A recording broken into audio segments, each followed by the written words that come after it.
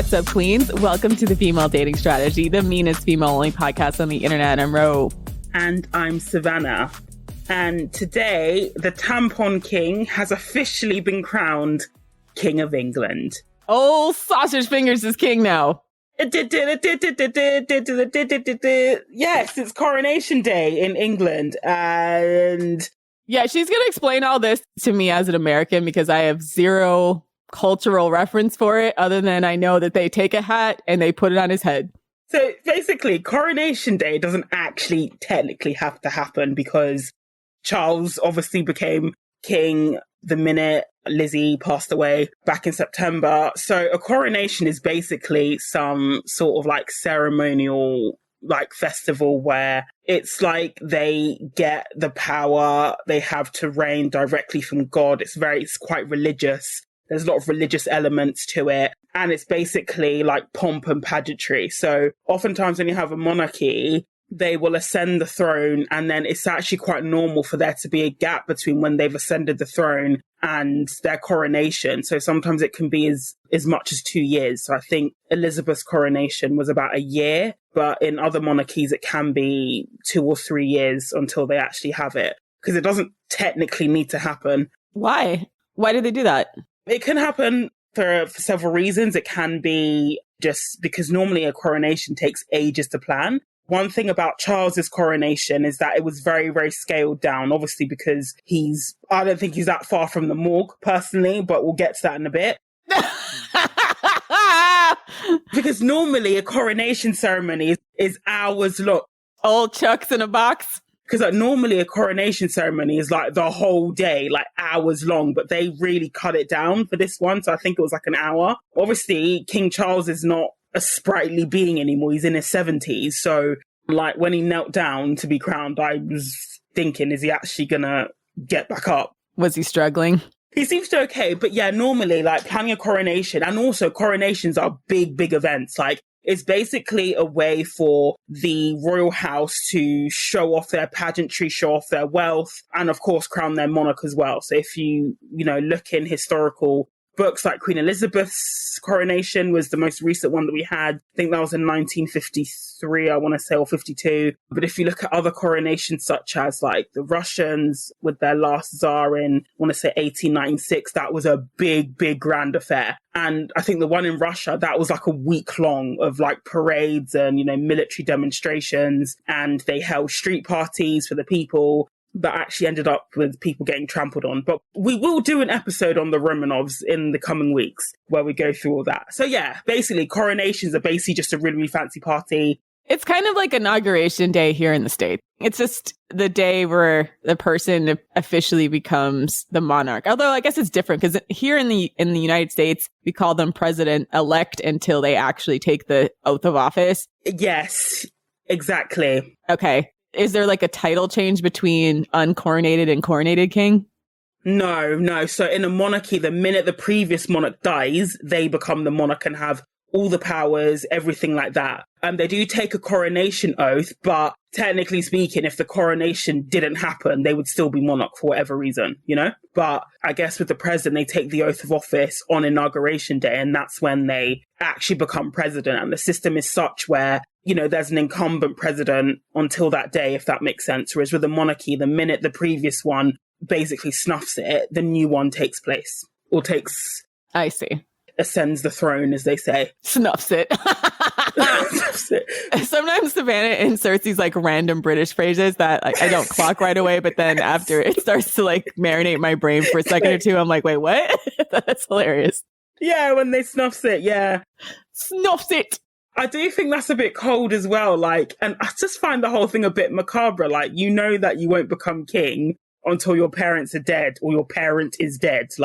Unless they abdicate. Like some monarchs, they can and do abdicate due to old age and then they're still alive. But realistically speaking, you're not going to be like king or queen unless your parents are dead, which I just think is a bit cold. But that's just me anyway. So this particular coronation, King Charles, the thing is with the monarchy now is obviously Queen Elizabeth has passed away. I can't believe it was almost 9 months ago that she's passed away. And there's just been this growing mood of apathy towards King Charles. Like, people weren't really thrilled that Charles was going to be king anyway, because he'd been Prince of Wales for like 60 years. He was getting on a bit. The whole debacle with him, Camilla and Diana, really, really dented his popularity. He just never seemed like he was all that connected to the people in the way that Diana was. I mean, the thing with King Charles, especially as an American, and I don't say we have a like disdain for the monarchy, but we have like an indifference. The only thing that was keeping Americans interested in the monarchy was at first Princess Diana, and then back when the Windsors were hot, when the young Windsor sons were actually attractive. Before Diana snatched her jeans back. Pretty much. Like, before William started looking like Charles, he used to be on the cover of like Vanity Fair, and it's like, you know. Really? That's so funny. Yeah. So when Harry and William were young, like when they were like in their late teens, early 20s, they were really billed as like heartthrobs. And then also they had the tragic backstory of their mother passing away in this horrible accident. Eligible bachelors as well, yeah, back then. Exactly. But then they just got older and goofier looking. And then America pretty much unilaterally lost interest until Meghan Markle. Meghan Markle. So that's why it's kind of like, that's why the whole thing is pretty funny, because like when William and Kate came to visit some months back, no one cares. They visited Boston, and they asked some Boston Celtics players like about the visit from the Prince and Princess of Wales. And they were just like, yeah, they're just regular fans. So like, they unilaterally did not care. They didn't give a shit. Nobody in Boston cared that they were there. I honestly think those basketball players, they would have been more excited seeing the Kardashians in the front row than William and Kate. Yeah, no, totally. Because like, to us, they're just like old dusty diplomats. But they're not even celebrities. They're like politicians, diplomats. Like, and it was funny when there was a picture with LeBron, Kate, and William, because in Britain, there's all this protocol around don't touch the royals. So obviously LeBron is not British. So you know how in America, when you take a picture, especially if you have a basketball player, like they'll put their hands around everyone in the photo. LeBron did that, and then like people, like the stush people in Britain were like, that's not protocol. And then the Americans were like, oh yeah, Kate did nothing wrong. As in like, she was the one who was being awkward, not LeBron.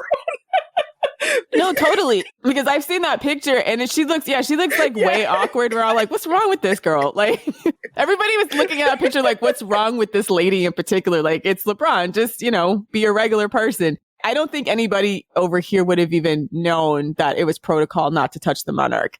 They don't care. Like, why would they care? Because even our presidents, I mean, and you have to remember American history, that a lot of the way that we are, especially with our elected officials, is specifically because they hated the royals, right? There was a time when there was controversy about how to greet the president because they didn't want to do the whole, Your Majesty, you know, to like curtsy and everything. And like walking backwards and stuff like that. Yeah. Yeah. So they were literally like, a handshake is appropriate. So like from the very beginning, there was an expectation that you could touch our leaders. Like they were accessible to people because they were elected by us and therefore could be unelected by us. So then I don't think Americans have any concept of a person who's legitimately untouchable. Right. Okay. Like, I don't think there's anybody here who we think of as like, oh, you can't touch them. Maybe Beyonce. But like, other than that, like legitimately, Beyonce might be the only person that people might be pissed if people like touch without warning. But that's only because like she's like the queen in theory, but also because she's not as like socially engaging as like Rihanna, who just, you know, she'll hang all over her fans and stuff. But it's just because Beyonce's a little bit uptight. But I wouldn't even say uptight. Also, Beyonce has like, yeah, that's her image, I guess. Yeah, her image is a certain way, and she has like much firmer boundaries with everyone. So everyone respects Beyonce's boundaries. And so when people don't respect Beyonce's boundaries, but it's not because they feel like she's untouchable legitimately. It's just that like she's been famous for a long time. And so she doesn't like to be touched. But even remember Michael Jackson, Michael Jackson's the most famous person in the world for a while. And like people used to come up with him all the time, you know? Yeah, true. But yeah, the royals, like there's very much like, there is that barrier, that touch barrier. And there's all sorts of protocol, like curtsying, bowing, like, you know, if you approach the monarch, you have to step backwards. You can't turn around and walk out because they're not supposed to see your back. There's all that sort of stuff. And as we know, Unfortunately, Meghan had no clue what she was literally stepping into No. when she landed at Heathrow to marry Prince Harry, because this is part of the issue, the cultural clash that she experienced. Because in America, like, I guess if, say, she was marrying the president, you know, Jill Biden can speak about causes that are, you know, near and dear to her as the president's, you know, spouse. A British member of the royal family can't do that. So even commenting on things like Me Too, you can't do that as a British member of the royal family. Even before that, in the documentary, she said she met them at Frogmore Cottage and just gave William and Kate a hug each, and they were like both individually pissed. And she didn't even she was like, wait, what? And she had no idea, yeah. Because, like, realistically, Meghan is technically supposed to bow to Kate and I think Eugenie and Beatrice, because they have like an order of precedence. And even though they say that Meghan is a senior royal, technically she's not. Because in that line of precedence in terms of the women, you would have the Queen, and then you'd have, I think, Princess Anne as Princess Royal, and then Kate, depending on if she's with William or not, and then Eugenie and Beatrice, because they were born princesses, then you'd have Meghan. So she's actually quite at the back of the queue. Do you know what I mean? In terms of the females.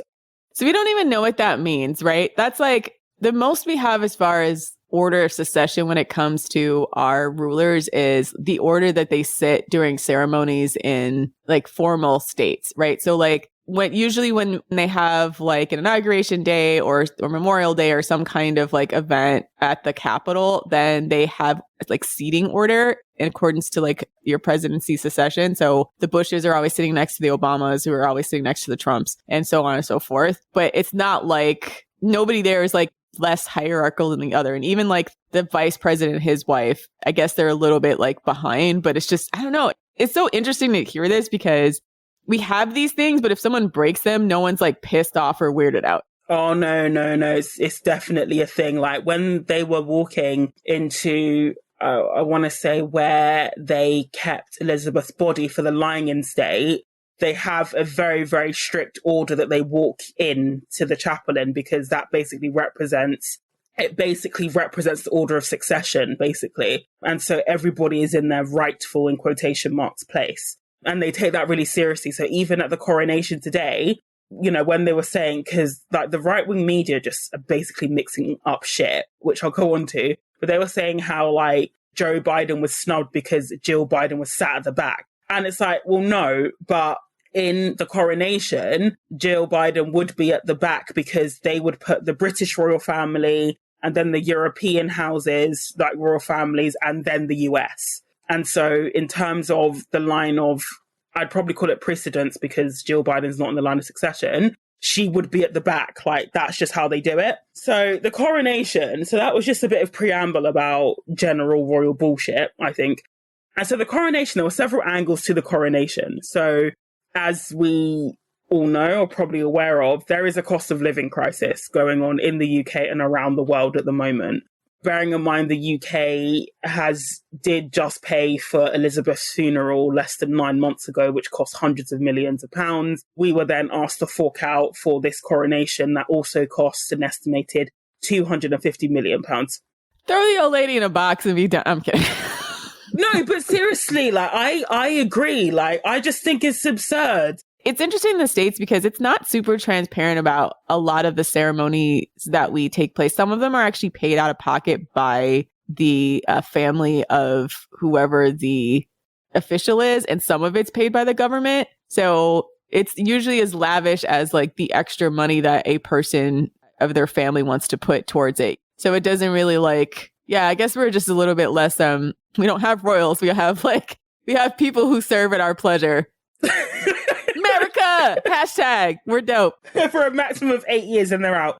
Nothing even happens if they die. Like, I mean, if they died in office, we'd probably have a couple of days moratorium. But when older presidents die, it's not like, it's sad and they put it on the news and they talk about their legacy, but it doesn't like stop everything. Okay, there's like ceremonies, things like they'll fly the flags half-mast.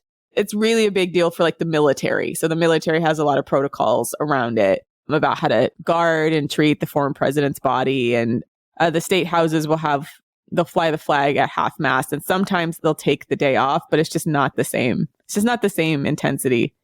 Do they practice, like, if a president, like, what happens if a president dies? Because with the monarch, the military and all the ceremonial, like, processions involved, they practice regularly for the monarch's death. So Elizabeth's death, like, they do drills, like, in different countries, in all sorts of weather, just in case, like, the monarch dies abroad. Like, they just drill all the time. So by the time the monarch does eventually die, like at Elizabeth's funeral, if you watch parts of it, it was very, very well executed because they're just always practicing. The only American funeral that I know much about was JFK's. And it seems like that was the first time. It was an unusual event in that a president had literally been assassinated. I mean, it happened before with Lincoln, but in contemporary history. So they basically had like 3 days to put the funeral together. Yeah, I mean, the military always has protocols for these types of things. And I think there are things that have become informal traditions, but it's not anything written, right? It's not like this has to be done this way, to my knowledge. I mean, I think, they drape the casket with an American flag. They fly the flags half-mast. Depending on the severity, they might declare like a federal day of mourning, but people can observe that. Like sometimes... Federal day? We had like 2 fucking weeks. No, 10 days. Oh, no, nothing like that. Like there's... Okay, once again, America doesn't shut down for anything. Like we gotta beg to get a day off around here. That's part of it. There's usually like a funeral procession. So a lot of this, like the military does practice for sure, but it's not, I don't know. Is it like British practice? Is it like where like it's your personal duty to be ready when the monarch drops dead sort of thing? Like it's just something. No, oh no. We're just more like, yeah. Half the country doesn't even like half our presidents. You know what I mean? It's always awkward when a president that like one side legitimately hates passes away. Right. So I'm trying to remember. Well, George Bush Sr. passed away, and it's kind of, there's a lot of people who just didn't like George Bush Sr. as well as him being like a one-term president. So people's politics don't necessarily dissolve just because that person died. Like everybody gets a little bit of a glowy edit after their death. Same thing with like John McCain, for example. Suddenly he's, a statesman, and like he spent most of his career being like dragged by his own party. But at the same time, like people don't just like straight up pretend like they're a hero just because they're dead. Yeah. Yeah. Okay, that track. So anyway, so the coronation, the compromise in quotation marks, and I do think this was partly to do with Charles's age, because if you compare it to Elizabeth's coronation back in when she became queen, I think it was in 1953, I want to say. So in terms of the coronation then, I guess part of the compromise, and I also think it was in recognition that Charles is an older monarch, was that they decided to make it a lot shorter. So a normal coronation ceremony was about 3 hours. So Queen Elizabeth's coronation in 1953, that was a very, very long ceremony. But obviously being crowned when you're, 27 is very different to being crowned when you're in your 70s. I'm just really glad she lived as long as she did. I love seeing Charles suffer and not have power. And so they scaled it back as well.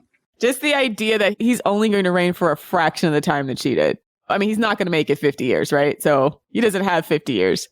I would be surprised if he makes it 10. Like I've said before, if we look at Queen Victoria, who was previously the longest reigning sovereign in British history, after that was Edward VII. He was previously the longest serving Prince of Wales before Charles. You see where this is going? He only lasted about 9 years before he snuffed it. So 10 years max. And this is what people were saying was like, why are we doing all of this? But it's like in 10 years, we'll have to do it again. Just frisbee that hat on top of his head and keep it moving. Like, literally. He's not going to be around much. And then also, obviously, we're also changing our money as well. And again, it's like, oh my God, she reigned for 70 years. Oh my gosh. Yeah. Yeah. She reigned for a very, very long time. 70 is. I thought it was 50. I didn't realize it was 70. Wow. Yeah. She reigned for 70 years. And yeah, like Charles will be lucky to get. All of Charles is his life. Yeah. I guess I should have known that because Charles is like over 70. Yeah. Duh. Yeah. Yeah. So he'd be lucky to get even 10 years, I think. I think if he gets to 10 years, he would have done very well because Obviously, everybody also talks about Charles's extremities, and I'm no doctor, but that swelling does not look normal. If you see his hands, like, they just don't look healthy. Yeah, I don't know what's going on with him. He just looks, how do I say this? Well, we've settled the science that long successions of Just say it, bro. Just say it. inbreeding causes deformities, mental illness, and all I'm gonna say is, I mean, just looking at the man, he doesn't look like the picture of health. His ears aren't really like where they're supposed to be on a human being.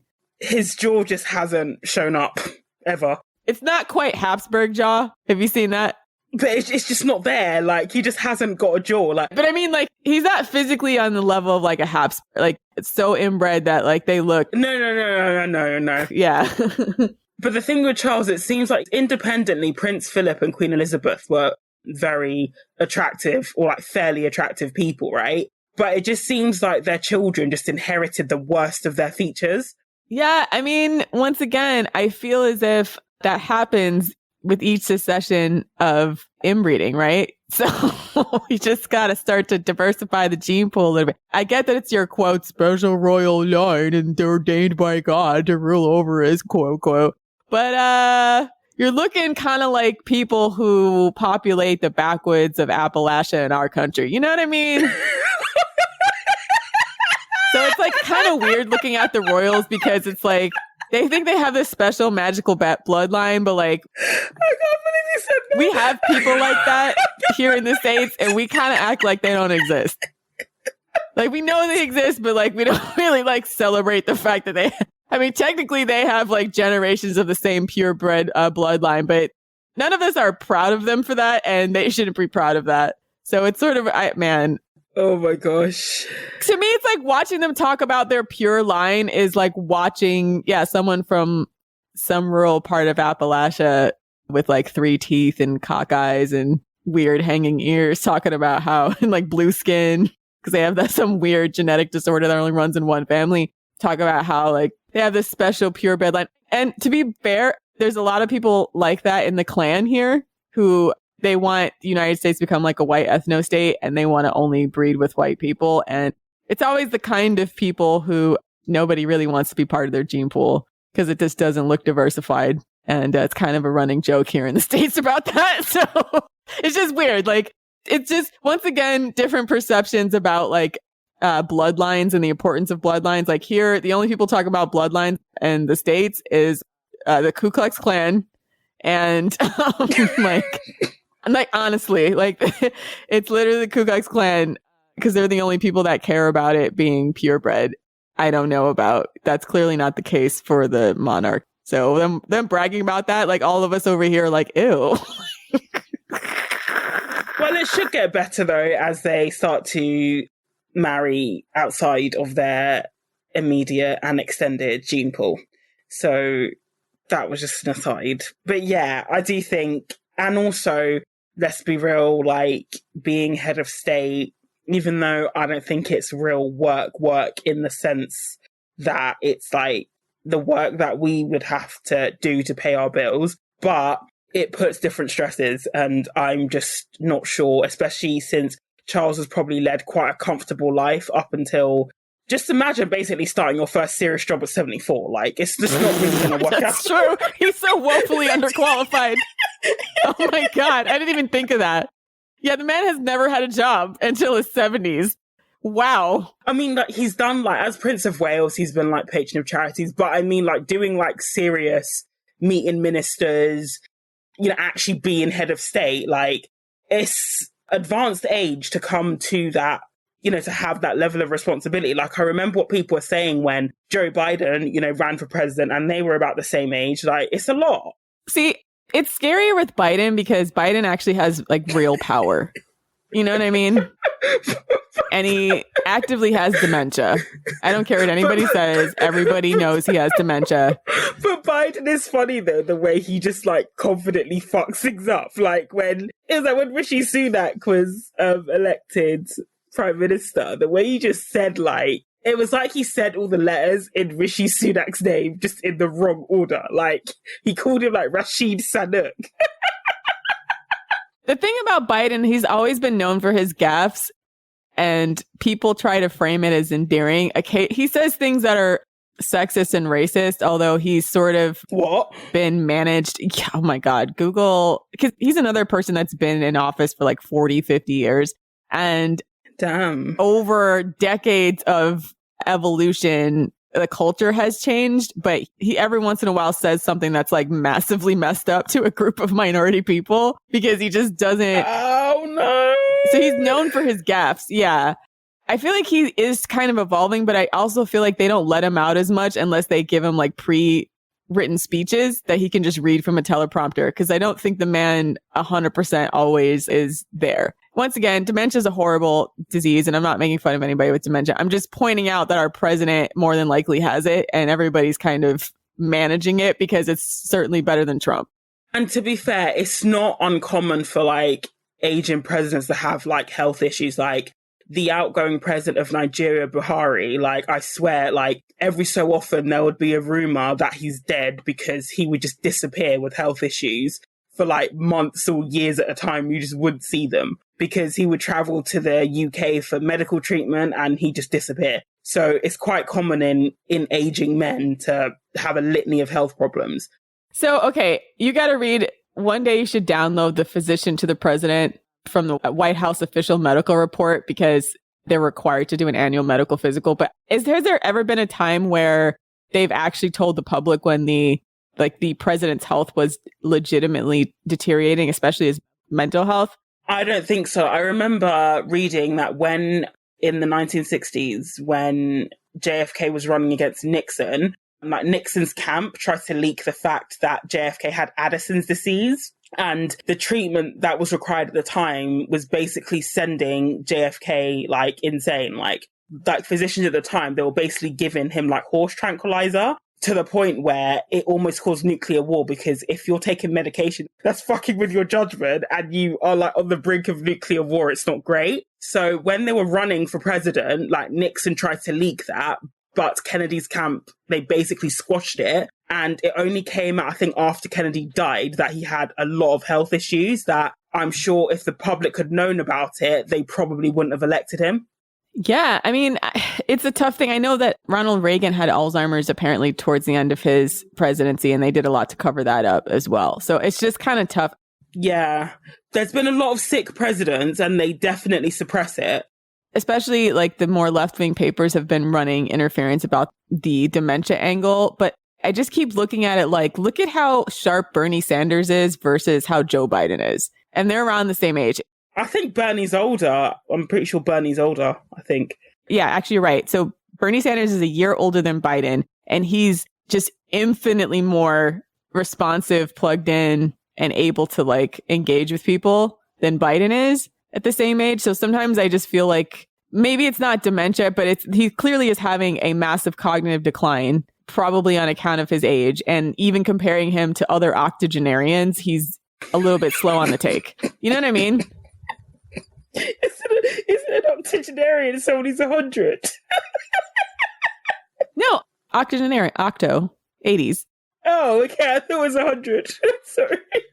No, 100 would be like centenarian, I think. Oh, yeah, that's it, centenarian. Yeah. So, yeah, I mean, that's a very, very long-winded way of saying Charles has probably got a decade max, and I would be surprised if he's still there. So that was the first axis, was that, how are we going to pay for this coronation? Apparently it's going to cost £250 million, when there's a severe cost of living crisis. Like most people in the UK, or many people, are having to decide between heating or eating. The interest rates have basically shot up. So there are some people that have to find £1,000 a month extra just to pay their mortgage. So we're in a bad way now. Question. So the interest rates in Britain, are they affected by when the United States government raises their interest rates? I don't actually know. I'm not really into the economy stuff. Okay. I'd imagine it would have some impact, but the extent to which, I don't know. Probably some impact, but I'm not sure of the extent. And so obviously it's not great optics when you have the richest man, one of the richest men in the world, basically wanting to crown himself with some fancy hat that literally costs £2 billion whilst people are literally starving. And also, ever since Elizabeth has passed away, So the Republican movement is basically people who want to see the monarchy replaced with an elected head of state. So that's what I mean when I say Republican. Like when I talk online and I say I'm a Republican, people think I'm talking about like US Republican, and that's not what I'm saying. I'm saying I'm anti-monarchy. I think we should have an elected head of state, because I think that's one of the few areas where America's ahead of Britain in this regard. Heck yeah.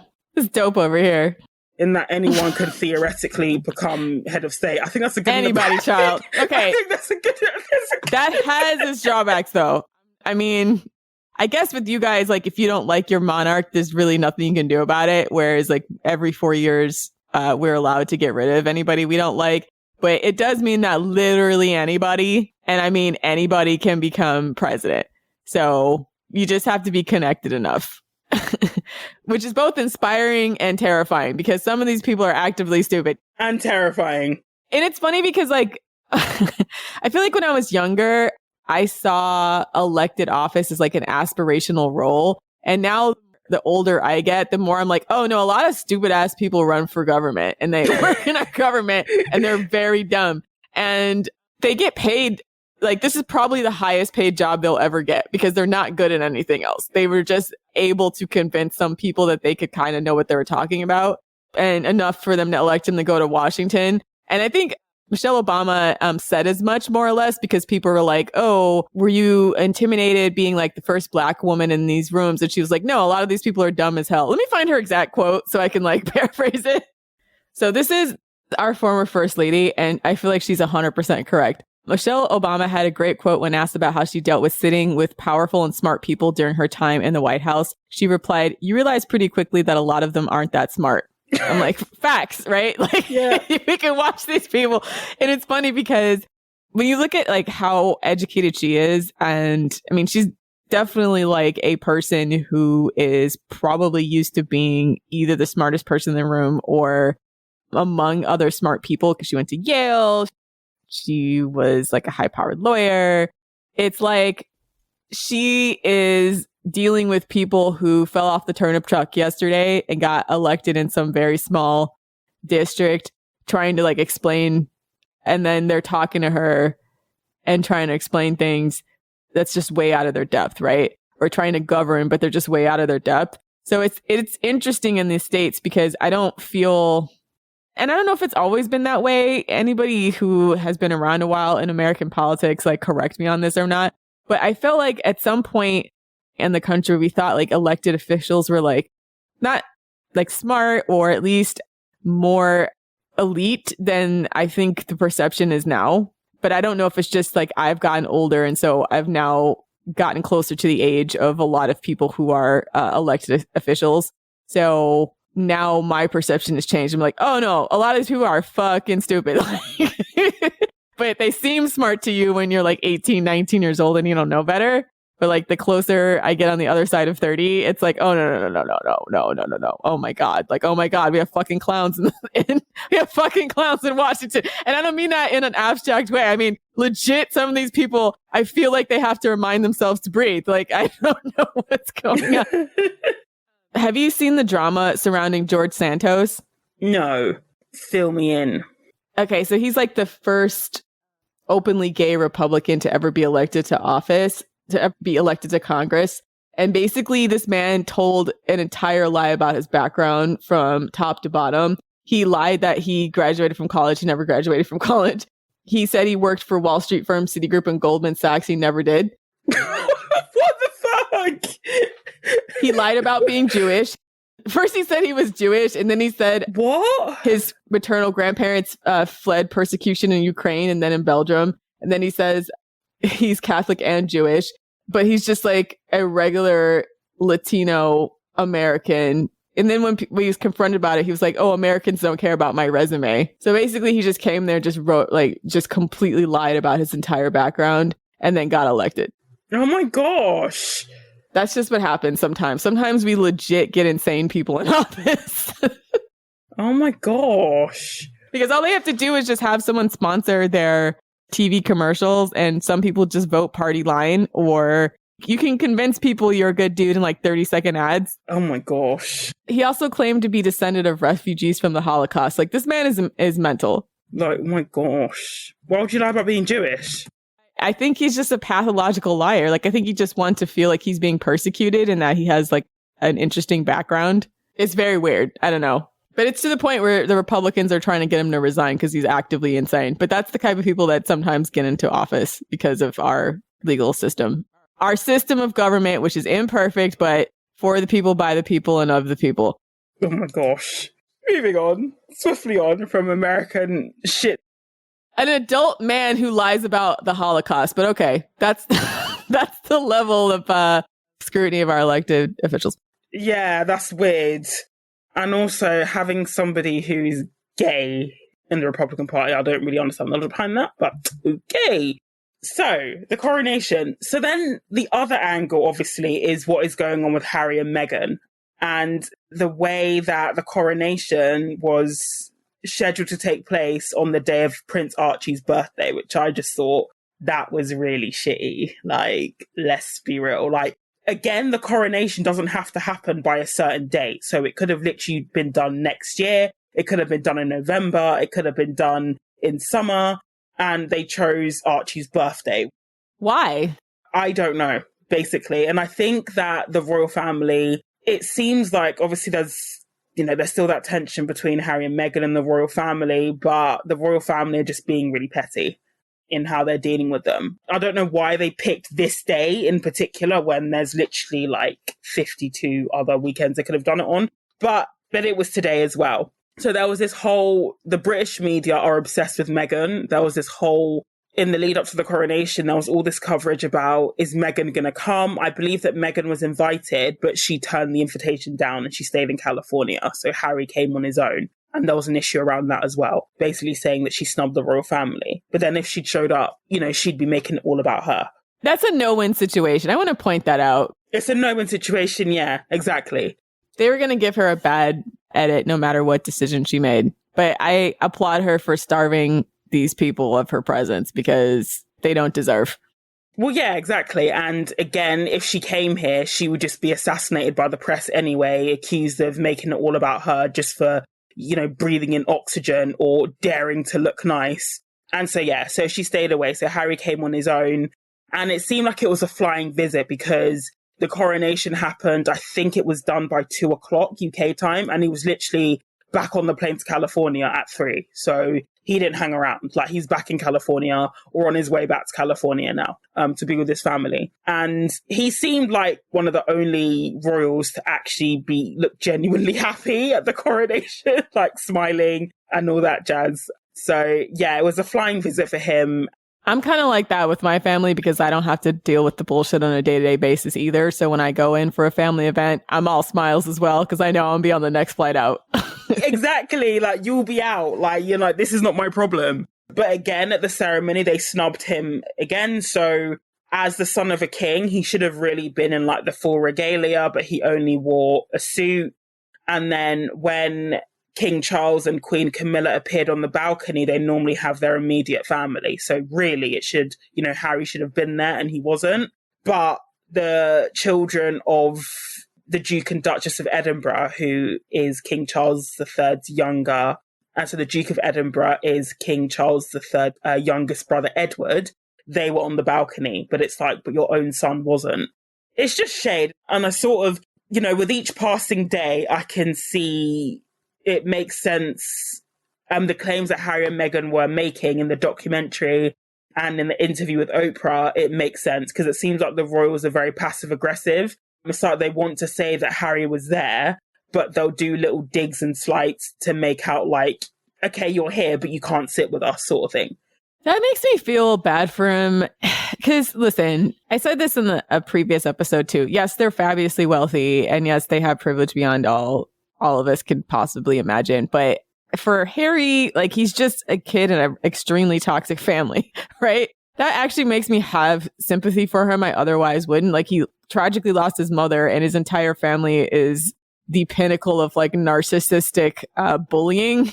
So he's just become like the black sheep of that family and they're going to keep treating him as such. And so there's there's just volumes of books and videos and workshops and therapists who specialize in treating children who are the victims of narcissistic families, or, you know, families for whom they become like the outcast. All the problems are just hanging on them from the time they're young. And it's clear that relationship between his family and then also the press, that he's had to live that his entire life. And it just, I don't know. You never hear me really stick up for the royals, but like, I just feel like it's kind of a fuck situation. So it's like, on one hand, no matter how cringy I feel like some of the things he says are, and how much I don't particularly, like, I don't really care about him as like an individual or what he represents, I feel bad for him as a person, right? As a person who has like a really dysfunctional family for which he's never really going to get the type of love, familiar support, or nurturing that a child would need, especially a child who had a very tragic, lost a parent in a very tragic way. And so I feel like all of the stuff that he's been doing now is just him trying to find a way to get that for himself, because it's very clear he's not going to get that from the royal family. So like, just hearing that even on coronation day, they're just like dragging Harry and Meghan. It's like, man.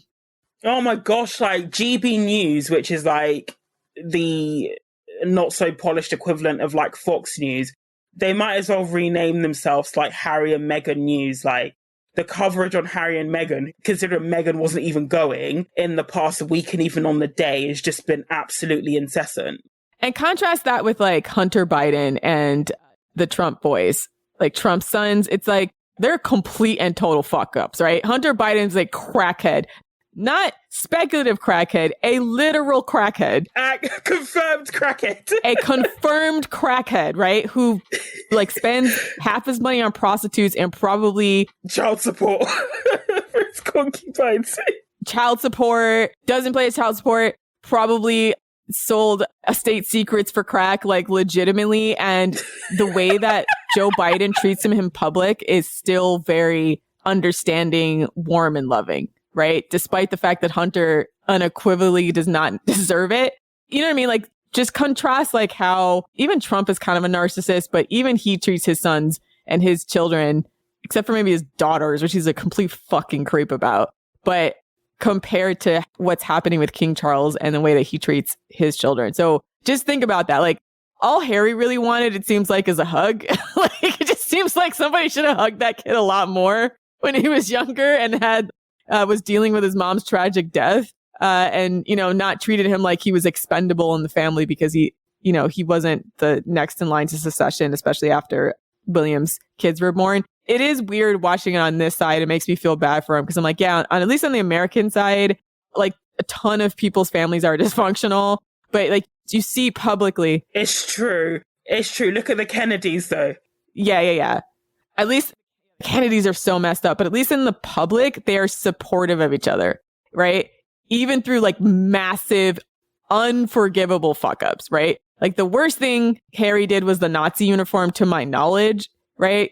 That's the only that's ever leaked to the press that everyone's like, this is unilaterally fucked up. But it's not like, oh, I accidentally killed a person. Like was it Robert Kennedy? Yeah, Chappaquiddick.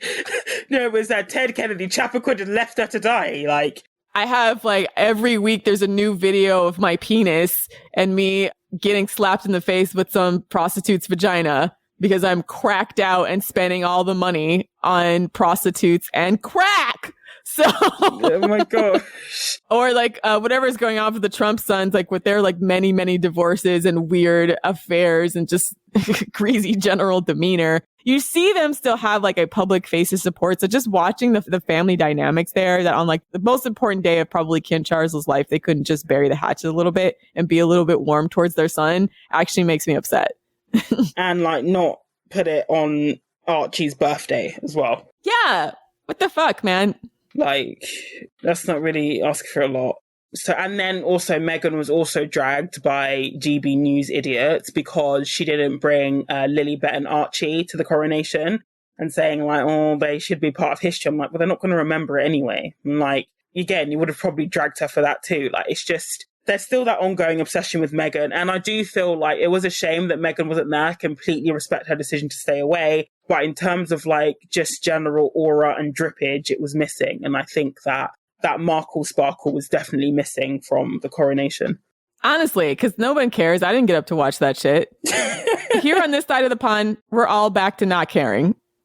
Well, yeah, and if like Meghan was there, everybody, like more people would have watched, even her biggest detractors in the UK. I think it goes beyond hatred. They're like legitimately fascinated by Meghan in a way they're not with Kate. Like, because Kate is quite, dare I say it, boring. She follows the rules. Like, you know what you're getting with Kate, kind of looks the same all the time. Whereas with Meghan, it's just, there is that fascination there that just isn't present with any of the other royals. And I think that was what was missing in the coronation, because it was really mid and really flat otherwise. Which leads, speaking of William and Kate, there was drama because they were late to Westminster Abbey, and Charles was pissed. Charles was pissed. So obviously we were talking about the order of precedence, but when there's a big event like a wedding or a coronation, obviously the main event walks in last, right?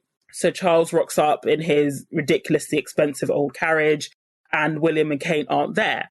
So because William and Kate aren't there, he can't go into Westminster Abbey because they can't come after him. So they had to wait for 5 minutes, and Charles looked pissed. The William and Kate also, when they were walking into the church, they also looked like they'd had a massive argument on the way. And again, the tension was just there between the two of them. There's speculation that they are living apart, but I'm not sure if that's indicative of their marriage. I think generally in royal households, it's actually really common for royal couples to live separately. So a lot of people don't know this, but actually Prince Philip and Queen Elizabeth, they hadn't lived together for years. When he passed away, he was actually fully living somewhere else. Do they take a lover in their spouse's absence? I'm not sure if you've watched The Crown, but I know that Prince Philip wanted to sue because they heavily implied that he had several affairs and cheated on Elizabeth several times during their marriage. So it's anybody's guess, but it's quite normal and commonplace for royal couples, especially if they're senior, to not live together, like to not live even in the same like palace or apartment. It's pretty common. I'm trying to think if that was the case for any of our presidents.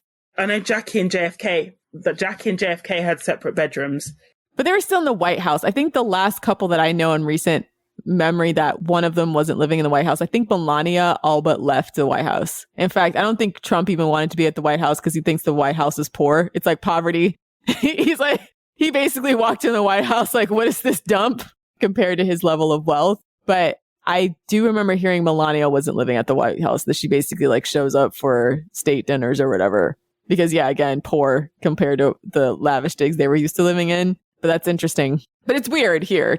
But yeah, that was allegedly. But yeah, they walked in, did their thing, arrived a bit late. Charles was not happy. Obviously, these things, again, they are very, very choreographed and they're literally down to the minute. So if you look at the procession timetable, it will say something like King leaves Buckingham Palace at 11:53 p.m, arrives at Westminster Abbey at 12:04 p.m. It's literally timed down to the minute. So I can't imagine the stress that William and Kate would have been under if they were late, because it fucks the whole thing up. And obviously the King's not happy. So we have, yes, that was a ceremony, but obviously the main, I think, almost like I don't want to say the main event, but I guess like the full circle moment was seeing Camilla crowned as queen. And how they did this was actually very, very insidious. My theory is that the minute, Diana was out of the way, she, died and been buried, and Charles and Camilla started dating, I think the plan was always for Camilla to be queen consort / queen. Because like, if a woman marries a king, she's queen consort, but they normally just call her queen. So she'll be Queen Camilla, Queen Alexandra, Queen Mary, but they're queen consort. But I think that was always the original plan, right? But when they married in 2005, Camilla's reputation hadn't fully recovered yet, and it hasn't really. So the reason why Camilla was known as the Duchess of Cornwall and not the Princess of Wales was because that title was heavily associated with Diana. And they knew there would be outrage if Camilla was known as Camilla, Princess of Wales, even though that was technically her title, because Diana relinquished the title upon her death. So when Charles and Camilla get married, the palace issue a statement several years later saying, when Charles ascends to the throne, she won't be known as Queen Consort, but Princess Consort. So I think everybody was like, okay, yeah, because in everybody's mind, right, Diana should have been crowned today. Diana is the queen of, or should have been the queen of England. And how that played out, it still leaves a sore taste in a lot of people's mouths, even people like myself who aren't pro-monarchy, but the way they treated Diana was just piss poor. And everybody was like, okay, fine, princess consort, that recognizes the bullshit and that the fact that Camilla was the mistress and basically ruined Diana's life or, you know, whatever, right? It recognizes that she's the mistress, basically. That's so interesting. So so they can just tell her she can't have the title? Yeah, they can. I mean, you know, the title is at the monarch's discretion, but I think the plan was for Camilla to always be queen, but the palace knew they couldn't say that because that would have been deeply unpopular. So what they did was last year at the Jubilee, at Queen Elizabeth's Jubilee, celebrating 70 years, Queen Elizabeth released a statement saying, "It is my dearest wish that my daughter-in-law shall be known as queen upon my passing." That was deliberate because that was when support for the monarchy was higher. And that was when everybody had goodwill. So they were able to basically slip that in, that this whole princess consort thing was bullshit and they want Camilla to be known as queen. And so, yeah, they basically played the public like a fiddle because I don't believe for a second that they were planning to make Camilla princess consort because like princess consort hasn't been a thing as well. Like every sovereign who's been married, their spouse has been known as queen as well. So I wasn't convinced. Your tweet went viral, by the way. I just realized. Oh, the one about Diana. Yeah. Oh, yeah.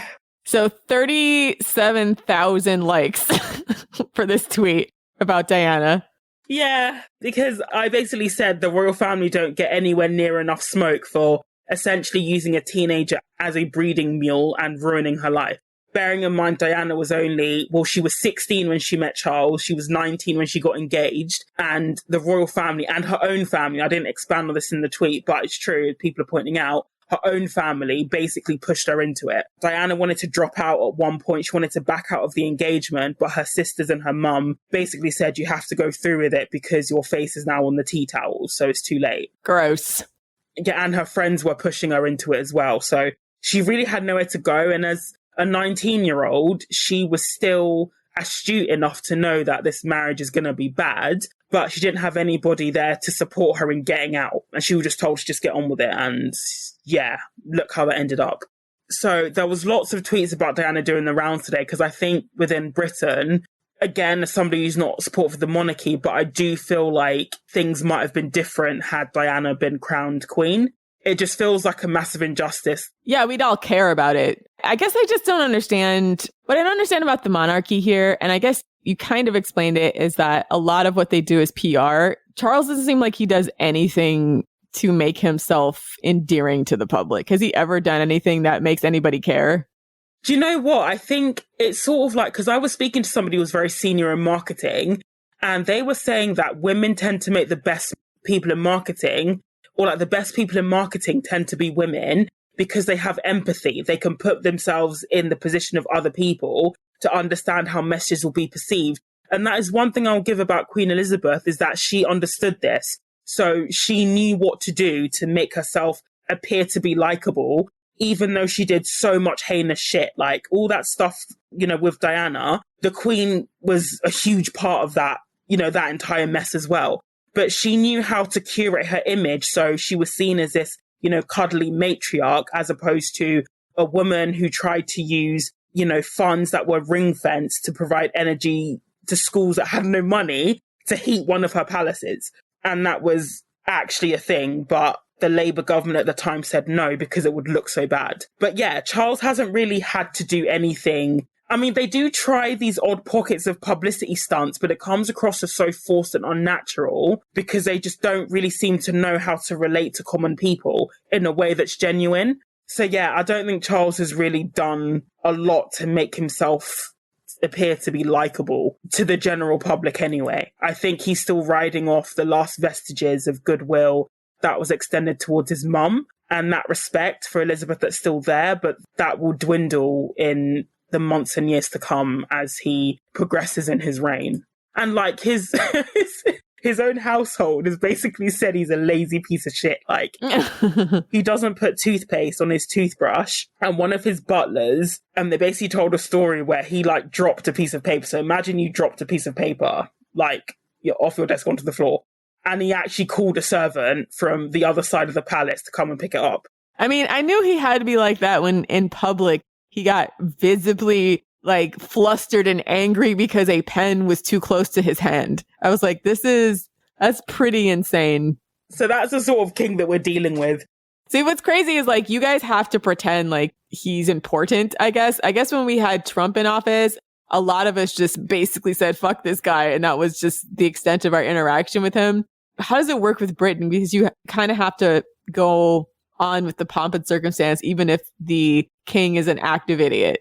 I think with Elizabeth, people felt a bit less able to be like, I don't give a shit, because obviously they curated that image of the Queen as like the Queen of England, this matriarch. She's ruled for so long, done so well, served her country. But I think with the coronation today, there were so many people who just didn't give a shit. And there were more people at Elizabeth's funeral than at the coronation in terms of crowds. So, you know, we are starting to see people almost treating the British monarch like the American president, which hasn't really happened before, and just being quite apathetic or just outright hostile. Because another thing as well is that this morning, the police actually arrested people who were planning to protest even before they were protesting, you know, which is quite scary because in any democracy, the right to protest, especially an unelected head of state, should be there.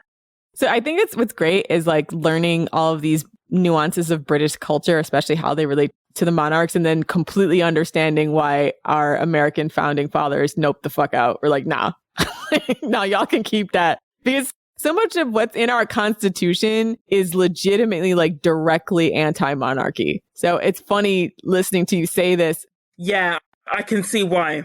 And then now realizing like, oh, this is why we do this. And this is why we have that. And this is why we don't do that. Because like listening to all the things you guys do, it's like, oh yeah, our founding fathers probably were like, this is some dumb shit. We don't want to listen to this crazy person. And then decided we would craft American culture a certain way. It's almost like crafted to be the antithesis of what the monarchy was, like to the letter.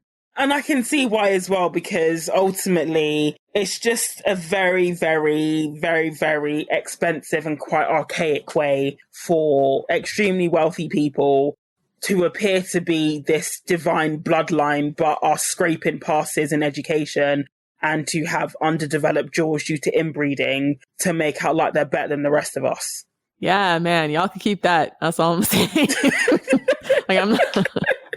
USA, USA. Every time I hear about this, I'm like proud as hell to be an American. And I'm proud to be an American, where at least I know I'm free. And I won't forget the men who died. Okay.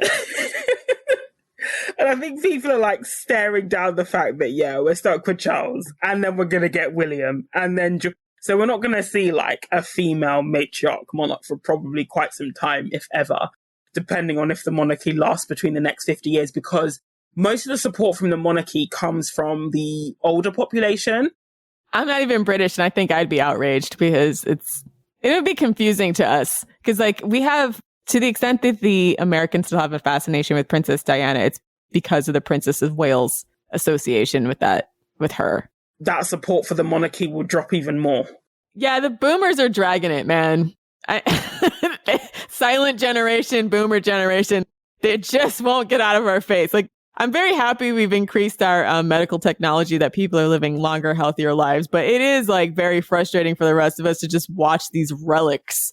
And like, it's not even just that they're older. It's that the way that they want to structure society is based on this like very rigid hierarchical structure that is increasingly not existing because of technology, right? Like social media, et cetera. Like all the mystery's gone. Nobody believes you're special just because you were born, you know, in a special bloodline, I suppose. No one like thinks you have anything other than you're a person who lucked out by divine birth, or like by birthright. So I know sometimes by birthright, by like having an affair, by shagging the wrong person. That's how Queen Elizabeth became queen, because Edward VIII, he ran off with Wallis Simpson, an American, by the way. Aha! Honestly, deserved. I don't blame them. So, the British monarchy is just, I feel like it's in its death throes at the moment. We'll see with Charles just how much he manages to bring it all crashing down. But I don't think anybody's really gagging for him to rule just because of the factors we've stated in this episode. So you guys might have healthcare and employment rights and generally a culture that supports workers, but at least we don't have a king. That generally supports, I don't know, like life as well. Life and health and happiness, but we ain't got a king, so we're better. I will admit that is one thing Americans have done correctly, is their presidential system. We just have a bunch of random idiots that decide all of these things for us because they got paid by corporations to make those decisions a certain way to make sure nobody gets anything. So that's what we got. We don't have a monarchy, but we do have an oligarchy.